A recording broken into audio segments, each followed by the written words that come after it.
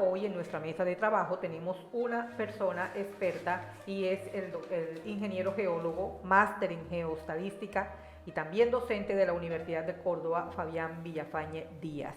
Ingeniero, bienvenido a Enlace Informativo, muy buenos días. Muy buenos días, gracias por haberme invitado a este súper programa y bueno, feliz de estar acá con ustedes. Qué bueno, ingeniero. Bueno, usted es geoestadístico y también es geólogo y es docente de la Universidad de Córdoba. Gracias por pasar por acá y por compartir con nosotros este tiempo. Sabemos que es una persona muy ocupada. Y bueno, la pregunta inicial es, ¿por qué se registró este fenómeno? Hay varias versiones, dicen que fue por el temblor del 24 de mayo, otros dicen que fue por la erosión, pero usted que es un experto en este tema, ¿nos puede de pronto orientar un poco más por qué sucedió este fenómeno en Puerto Escondido? Bueno, digamos que toca dividir el fenómeno en dos partes, ¿cierto? Uno es lo que ya estaba ocurriendo, que se llama el diapirismo de lodo o lo que normalmente conocemos como volcán de lodo. Ese fenómeno ya está ahí presente y está no solamente en Puerto Escondido, sino en muchas zonas del Caribe colombiano. Es un fenómeno que yo lo he denominado el efecto sándwich, que es cuando hay una gran capa de, digamos que de suelos encima de una capa de lodos arcillosos que están siendo presionados y que por diferencia de presión buscan salir o buscan la superficie de escape, que en este caso es la superficie, ¿cierto? Esa zona o esa área que está ahí circundante está muy fracturada, o sea, la roca está en estado muy fracturado porque es una serie de gases que todo el tiempo están tratando de escapar y de alguna manera nosotros estamos en unas zonas de mediano tectonismo, es decir, donde las placas se están moviendo constantemente y empiezan a fracturar la roca que está ahí. Esos son procesos de millones de años y son procesos un poco complejos, pero de alguna manera se desarrollan durante millones de años. Digamos que posterior a eso empiezan a suceder una serie de sismos. Estos sismos son normales dentro del proceso normal de la Tierra. Sin embargo, hay un sismo que no es normal, por llamarlo de alguna manera dentro de lo que nosotros conocemos como normal en esta zona del Caribe, que fue el sismo producido de 5.5 en la escala de Richter, que es una escala logarítmica donde a medida que va creciendo, pues digamos que hasta 10, ¿cierto? Pero a medida que va creciendo, pues se va multiplicando por 10 la intensidad. ¿Qué sucede? Que como ya estábamos en una zona bastante inestable, que es el volcán de lodo, ¿cierto? O el diapirismo de lodo, y al ocurrir un sismo por encima de lo normal que se da en estas zonas, esa zona que estaba altamente fracturada se terminó de quebrar, se rompió, por llamarlo de alguna manera. Y al romperse, toda esa área afectada, toda esa área fracturada al interior de la Tierra empezó a ceder y empezó a colapsar sobre ella misma. Y es lo que hemos visto en las imágenes, que por supuesto son muy entristecedoras y alarmantes para la población que está ahí, donde hay un área aferente de más o menos 100 hectáreas que ya está quebrada por esa zona que previamente estaba así. O sea, digamos que el sismo lo que hizo fue mostrar el daño que viene de abajo, de lo profundo. Digamos que el daño no es la palabra, mostrar las condiciones físicas y geotectónicas del suelo. Obviamente para nosotros o para las personas que están ahí es un daño, pero la naturaleza funciona así. Ok, doctor, y continuando, ¿es probable que la Tierra se siga abriendo mucho más en esa zona todavía? ¿Es probable? Sí. Digamos que decirlo que hoy o mañana o pasado va a suceder, no tenemos ni idea. Pero que es probable, sí es probable. ¿Por qué? Porque es una zona bastante fracturada y si se llegase a presentar un sismo de igual o mayor magnitud, es probable que se siga presentando. Por eso es que esas zonas se deben catalogar como zonas de alto riesgo o una zona con alta vulnerabilidad si hay personas ahí. Entonces ahí hay que hacer un plan de gestión del riesgo para determinar obviamente el grado de amenaza, el grado de riesgo y el grado de vulnerabilidad de las personas. Usted la semana pasada se pronunció y sugirió una máxima atención en ese lugar. O sea, tanto cuidado, mucha atención, sugirió usted. Sí, ahora digamos que la probabilidad de que vuelva a ocurrir un sismo es baja, pero pues existe la probabilidad. Sin embargo, el riesgo ahora, ¿cierto? Es, o lo que está como riesgo en este momento es el tema de gases.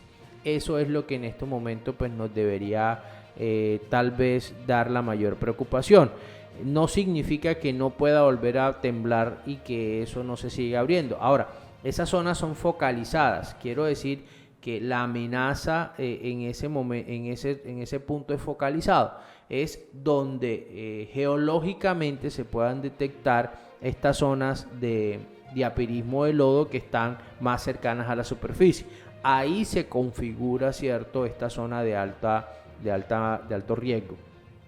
Fuera de esa zona, pues no lo podemos configurar así. Pero en ese punto sí es importante tener máxima alerta. ¿Por qué huele tanto a metano? Precisamente lo que sucede es que esto eran, hace millones de años, ¿cierto? Estas zonas estaban con un ecosistema diferente y ese ecosistema eran algas, seres vivos que poco a poco fueron de alguna manera muriendo y se fueron depositando en las profundidades del mar. Entonces ahí se fueron sedimentando, es un proceso que se llama un proceso de sedimentación, y esa sedimentación fue posiblemente muy baja en oxígeno. Entonces se dio un proceso que se llama reducción, es donde no se da la descomposición, sino no se da la oxidación de la materia orgánica, sino un proceso de reducción, que es un proceso químico. Entonces esa materia orgánica se fue combinando y nosotros digamos que nuestro componente principal es el carbono. Entonces ese carbono combinado con otros elementos, que en este caso es el hidrógeno, empezó a formar algo que se llama metano, un CH4, ¿cierto? Entonces ese metano se fue formando con el paso del tiempo, con el proceso de millones de años, y se fue condensando, se fue de alguna manera buscando unas capas que lo retuvieran ahí.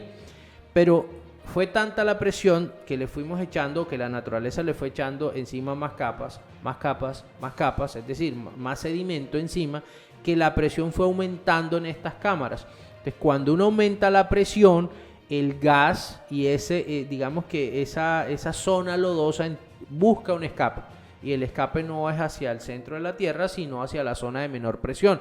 Y la zona de menor presión es la superficie de la Tierra. Entonces, esa presión que se ejerce desde arriba, o sea, como cuando uno hace un sándwich, cuando uno le coloca salsa al pan que está debajo y le coloca el pan encima, uno presiona un poquito y la salsa tiende a salir por los lados. Es exactamente igual. Entonces, esa presión lo que hace es que tiende a subir, por diferencia obviamente de menor presión hacia arriba, y busca ese punto de escape. Entonces así son los gases. Ese gas busca un punto de escape y empieza a fracturar la roca y abre un agujero que es el punto o el cono del volcán que nosotros llamamos, y ahí se mantiene porque ya está escapando la presión. De hecho, que haya un punto de escape es muy bueno porque significa que la presión se está liberando y se está controlando ese punto. Al haber el sismo, por supuesto que toda esa zona fracturada se terminó de fracturar y se presentó el fenómeno. Bueno, muy bien. Él es el ingeniero, geólogo y geoestadista Fabián Villafañe, hoy con nosotros aquí en la mesa de trabajo de Enlace Informativo, profundizando un poco acerca de este fenómeno que ha sucedido en el municipio de Puerto Escondido, zona costanera de nuestro departamento de Córdoba. Oiga, ingeniero, estamos hablando de gases, de metano, de azufre, y ¿hay alguna posibilidad, digámoslo así, de que en esta zona puedan haber yacimientos de hidrocarburos? Pues hay una posibilidad, es decir, ya se han hecho muchos estudios desde el punto de vista de la sismicidad, ¿cierto? Esto empieza con un proceso de estudios sísmicos y los estudios sísmicos indican presencia o no presencia de gases o posibilidades de gases. De que hay posibilidades. De que sean altas, no. De hecho, son muy bajas, ¿cierto? Son muy bajas de que hayan posibilidades de hidrocarburos. Ahora, Córdoba sí tiene yacimientos de hidrocarburos, especialmente de gases. Hay algunas pocas posibilidades de yacimientos de hidrocarburos pesados, ya digamos que de petróleo. Pero básicamente lo que acá tenemos sí es gas, ¿cierto? Y de que ahí exista la posibilidad, existe la posibilidad. Lo que pasa es que los hidrocarburos más livianos o los gases, lo que nosotros conocemos como gas, no están a esas profundidades tan superficiales, están mucho más profundas. Digamos que estas zonas de lodo o arcillosas están más o menos a unos 2-3 kilómetros. Los yacimientos de gas están mucho más profundos porque de alguna manera las presiones en las cuales se encuentran son mucho más altas. De que hay posibilidades, hay posibilidades. De hecho, hay depósitos de gas que se llaman offshore, que es fuera de la costa, sí, es decir, en el mar, y cercanas a estas zonas de Córdoba. Ahí digamos que se configura una posibilidad. Una cosa es la posibilidad y otra cosa es que exista, pero sí se configura una posibilidad. Ya es cuestión de exploraciones y en algún momento se determinará si es posible o no. No son tan altas, pero hay las posibilidades. Bueno, sí, hablaba con algunos habitantes de allá y alguien me dijo, bueno, no hay mal que por bien no venga. De pronto este desastre es para mostrarnos de que aquí hay algunas minas o depósitos de hidrocarburos y el municipio pues le cambia la condición. Es como comentarios que uno escucha alrededor de todo este tema, Elizabeth. Y una pregunta, ¿cuántas clases de volcán hay y qué clase de volcán es este que estamos viendo aquí en Puerto Escondido? Bueno, ¿cuántas clases de volcanes? Realmente hay muchas clases de volcanes, pero cuando nosotros hablamos de volcanes, hablamos de estratovolcanes, ¿cierto? Hablamos de otro tipo de volcanes que son volcanes, o mejor dicho, para explicarlo más sencillo. Sí. Nosotros vemos o hemos visto por las películas los volcanes de Hawái, ¿cierto? Que son volcanes donde hay una emanación continua de lava incandescente. De hecho, lava es roca fundida incandescente y que fluye muy lento. Hay otro tipo de volcanes que hemos visto, son los volcanes explosivos o esos volcanes donde vemos la erupción y vemos la fumarola que sale de un cono, ¿cierto? Digamos que esos volcanes se dan precisamente por dos condiciones muy sencillas. Unas zonas donde está emanando desde ciertas profundidades roca fundida y unas zonas de subducción que voy a tratar de explicarlo en palabras más sencillas. Sí.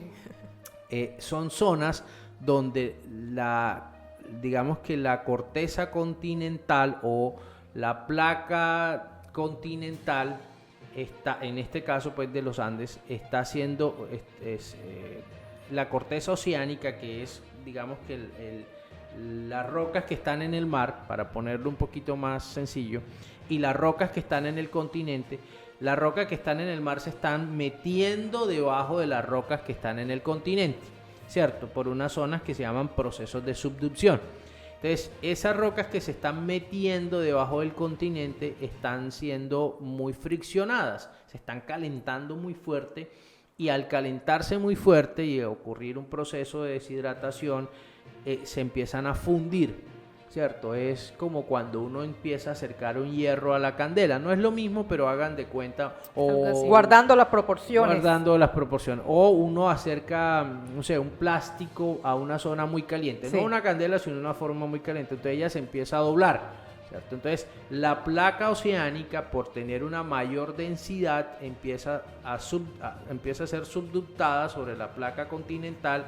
Y esa placa a profundidades altas empieza a aumentar su temperatura, y al aumentar su temperatura se empieza a fundir, y digamos que al fundirse lo que genera es magma, ¿cierto? Que es lo que nosotros conocemos, y ese magma es lo que genera un volcán. Ese es el proceso de un volcán. Ahora, lo que acá tenemos es algo parecido, pero O sea, nada que ver el volcán de Puerto Escondido con el Nevado del Ruiz, por ejemplo. Nada que ver, absolutamente, nada que ver, y son procesos totalmente diferentes. Okay. Que de alguna manera son procesos de presiones, ahí se parecen, son procesos donde las presiones ejercen un empuje hacia arriba y entonces tienden a subir una serie de partículas. En eso se parecen, en que forman un cono, en eso se parece.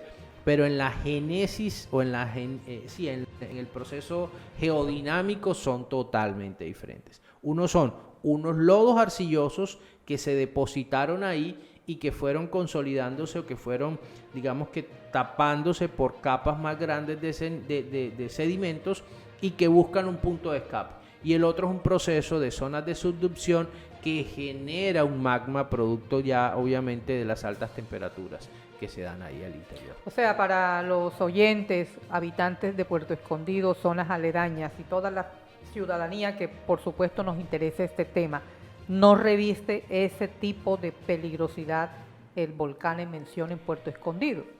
El volcán en mención no reviste digamos que dentro del punto de vista de gestión de riesgo, no reviste una alta peligrosidad circundante. En erupción. Es decir, para zonas alejadas ahí.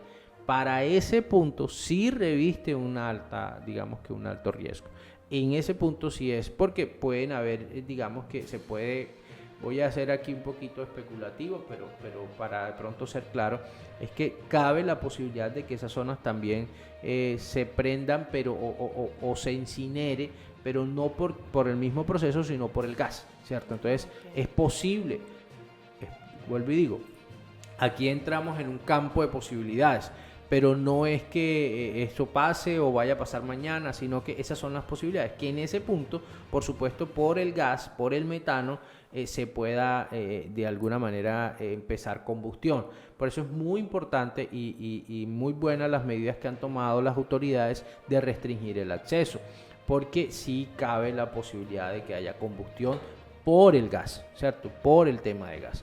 Esa posibilidad sí es latente. Entonces sí es importante que esa zona no esté de alguna manera, o sea, que no haya acceso a un público general hasta que esa situación no esté controlada. O sea, no hay peligro entonces, según lo que usted pueda explicarnos, con la gente del casco urbano, por ejemplo, del municipio de Puerto Escondido. No lo podría asegurar. Que tiene mucho temor de que de pronto vaya cediendo el movimiento de masa de tierra y vaya hacia el casco urbano. No lo podría asegurar. Lo que sí es necesario es que se haga un estudio detallado de sismicidad de las zonas del volcán. Porque, es decir, estas zonas de diapirismo de lodo son zonas que, por decir, abajo de la tierra, ¿cierto? En las capas superficiales de la tierra, está sucediendo que el gas está tratando de escapar por un punto. Él está diciendo, yo tengo mucha presión, necesito salir,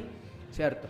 Y por ese punto donde está, digamos que el Cerro Santa Cruz, en ese punto logró escapar.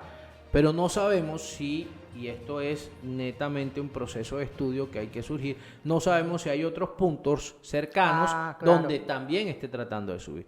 Y ese punto puede ser el casco urbano o no lo sabemos, no lo sabemos. Por eso creo que nadie lo sabe, ¿no? En este momento nadie lo sabe. Es impredecible ese tipo de sucesos. Se podría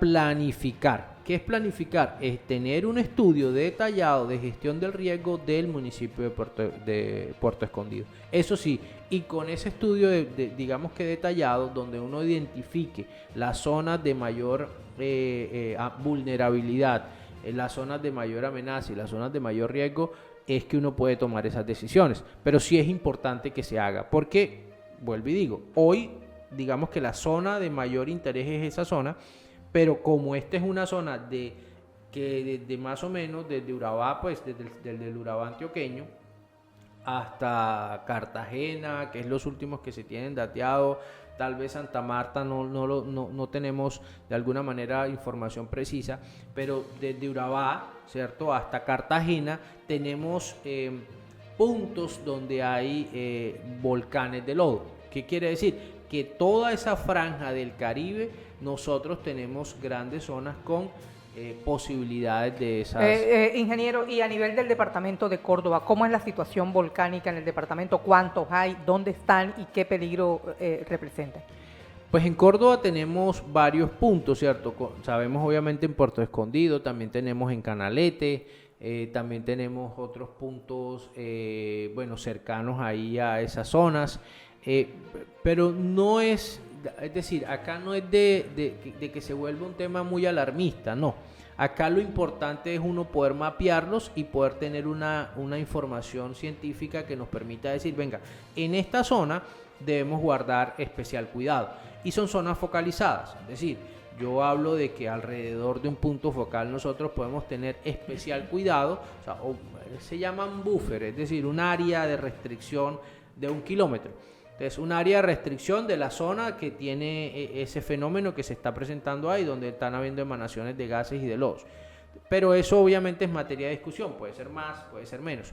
Pero lo importante aquí es tener bien categorizado y mapeado estos puntos de lodo y ahí no permitir ningún tipo de asentamiento humano. Eso es lo más importante.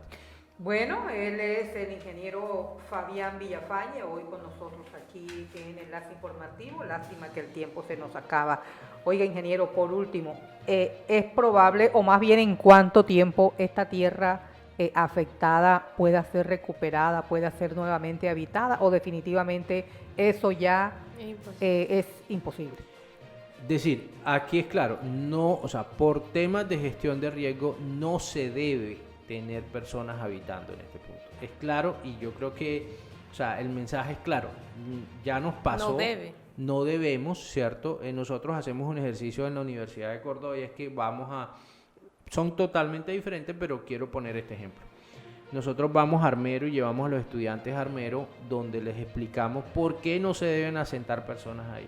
Porque allá hay una zona, allá obviamente es un proceso de deshielo, algo que se llama LAR, y bajó por esa zona, digamos, de influencia y ocurrió el desastre. Y mostramos que hace 100 años ocurrió, que muchos miles de años atrás ocurrió y que va a volver a ocurrir. Entonces, en esto va a volver a ocurrir y va a volver a la gente a estar en un estado de vulnerabilidad. Por eso, estas zonas no deben ser habitadas por personas. Es un proceso complejo, pero esa es la realidad científica de esa zona. Complejo y triste, ¿no? Al ver tantas familias que perdieron sus animales, sus cultivos, sus ingresos que derivaban de su pancoger y de sus cosechas, etcétera. Bueno, esas son las cosas que pasan en la naturaleza. Ingeniero Villafañe, muchas gracias por estar con nosotros acá. ¿Y cuál es el último mensaje que usted le deja, por lo menos a la gente de Puerto Escondido? Pues lo primero es que si ya salieron de la zona, pues un mensaje de tranquilidad, porque estos fenómenos son muy focalizados, o sea, son a ese punto, ¿cierto? Entonces es desde ese punto de vista del miedo a lo que estaba sucediendo, yo creo que ese miedo debe bajar, porque si están fuera de la zona, el peligro, la vulnerabilidad es baja, o sea, no creemos o no hay evidencias de que eso sea mayor. Entonces, hay un parte de tranquilidad. Lo segundo es que pues, debemos también tener un poquito de ese grado de conciencia, aunque conocemos las carencias de las personas y que a veces se acomodan donde uno puede, ¿cierto? Y eso es así, esa es nuestra realidad. Pero también debemos tener ese poquito de grado de conciencia de identificar que ya pasó digamos que ya se presentó un fenómeno que me pudo haber afectado, que pudo haber afectado a los míos, y que es posible que se vuelva a presentar. Es muy probable. ¿Cuándo? No lo sabemos. Puede que no pase en este año, ni en 10 años, ni en 20 años. Eso no lo conocemos. Así es la naturaleza. Pero que se va a volver a presentar. Entonces, que en lo posible empecemos a buscar alternativas diferentes a esa zona. Porque nos estamos poniendo en estado de vulnerabilidad. Bueno, lo más importante pues es tratar de preservar la vida. Ingeniero, muchísimas gracias por estar con nosotros y esperemos pues que en una próxima oportunidad sigamos conversando de estos temas. Muchísimas gracias a ustedes por la invitación. Quedo, cuando ustedes lo deseen, con mucho gusto. Bueno, a ustedes, amables oyentes, muchísimas gracias por compartir con nosotros ese tiempo y los esperamos mañana, miércoles 7 de junio, con más Enlace Informativo. Feliz día para todos.